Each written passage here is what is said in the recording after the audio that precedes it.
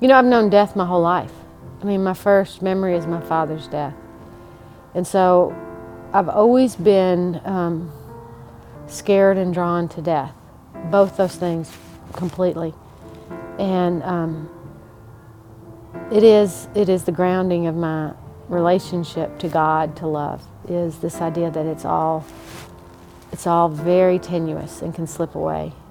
And it's very precious and beautiful.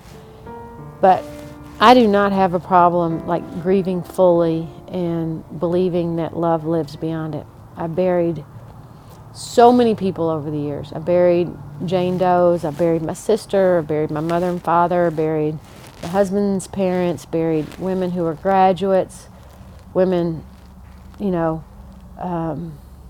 chained to a hospital bed because they're in state custody with a feeding tube still in them.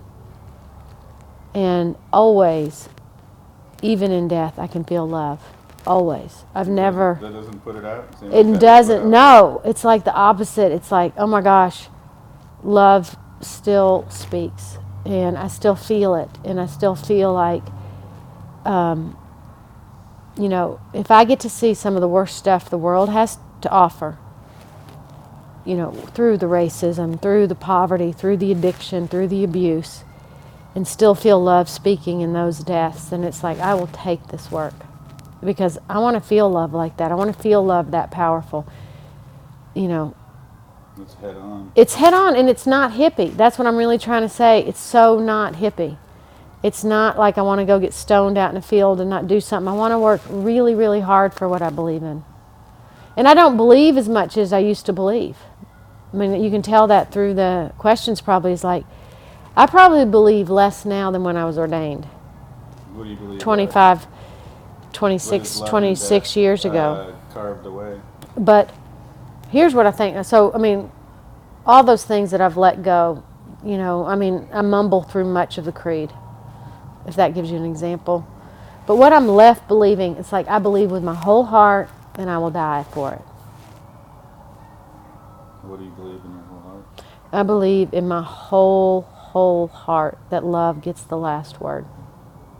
I believe that if we spent our whole life trying to love the world better and quit trying to just change it, just quit trying to change everybody else, but just love and be willing to change so we could love better, that our lives will be much better.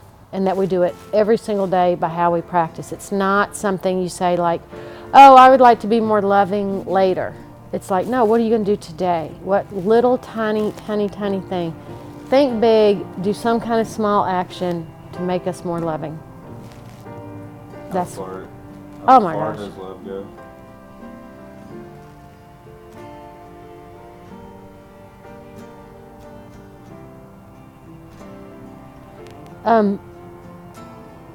Love, how far does love go?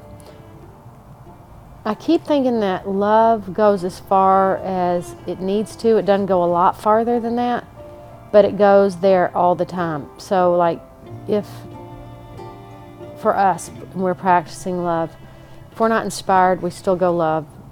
If we're pissed, we still go love. If we're disappointed, we still go love. If we're really happy, we still go love. You know, but that it is about, it's not really a feeling. It is really a commitment to how we experience and live in our world.